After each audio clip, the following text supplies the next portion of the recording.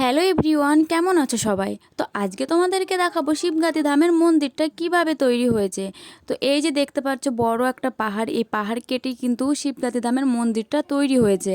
এখানে আসার পর আমার সারাদিনের ক্লান্তি যেন দূর হয়ে গেল।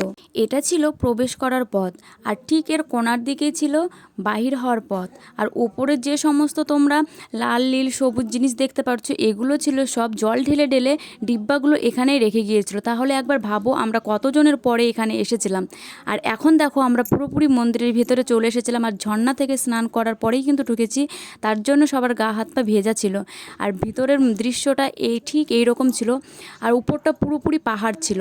আর এখানে ছিল আমাদের মহাদেব। এই যে দেখো এখানেই বসে আছে আমাদের মহাদেব। এটাই হচ্ছে সেই সুন্দর দৃশ্য যেটা দেখার জন্য আমি সারাটা দিন অপেক্ষা করেছিলাম।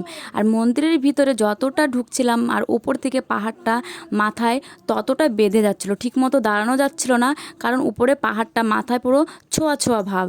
তো যাই হোক, এখন এটা একটু বড় করেছে। আগে আমি শুনেছি যে এখানে নাকি সবাই বসে বসে তারপরে নাকি পূজা করতো। পাহাড়টা এখন একটু কেটে বড় করা হয়েছে।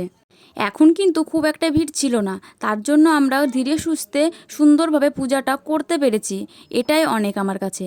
তারপরে আমরা এখন নিচের দিকে নেমে যাচ্ছিলাম, আমাদের পুজো করা কমপ্লিট। আমরা খুবই খুশি ছিলাম যে আমরা এত সুন্দরভাবে পূজা করতে পেরেছি।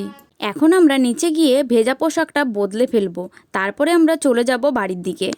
বাড়ি ফিরতে মনে হয় আজকে আমাদের অনেকটাই রাত হয়ে যাবে, কারণ এখন বাজে রাত 10টা। রাস্তার পাশে দাঁড়িয়ে সবাই মিলে এখন খিচুড়ি রান্না করছে। এটা রান্না করে খাওয়া দাওয়ার পর তারপরে আবার আমরা বাড়ি ফিরে যাব। অনেকটাই রাত হয়ে যাবে আমাদের মনে হচ্ছে।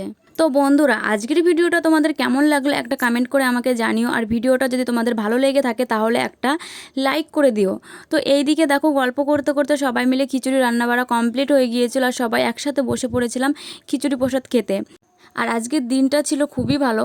সকাল থেকে বৃষ্টি হচ্ছিল, আর বৃষ্টির মধ্যে রাস্তার পাশে এইভাবে খিচুড়ি রান্না করে সবাই মিলে একসঙ্গে খাওয়ার মজাটাই সত্যি আলাদা। তো খিচুড়ি রান্নাটাও হয়েছিল, বেশ সুন্দর হয়েছিল, খেতে দারুণ লাগছিল, মানে প্রসাদের মতনই হয়েছিল খিচুড়ি রান্নাটা। এত কম সময়ের মধ্যে খিচুড়ি রান্নাটা বেশ ভালোই হয়েছিল। তারপর আমরা খাওয়া দাওয়া সেরে এখন চলে যাব গাড়িতে, কেননা অনেকটাই রাত হয়ে গেছে আর আমাদের বাড়ি যেতে যেতে অনেকটাই রাত হয়ে যাবে।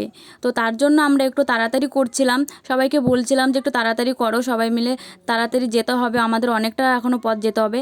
তারপরে কিছু দূর যেতে না যেতেই দেখো রাস্তার কি পরিস্থিতি, তাড়াতাড়ি যে আমরা বাড়িতে ফিরবো, কিভাবে ফিরবো। সারাদিন এত বৃষ্টি, যার কারণে রাস্তার মাঝে জল বেঁধে পুরো নদী হয়ে গিয়েছিল, আর এখানে পড়েছিল জ্যামে আমরা পুরো আটকে গিয়েছি।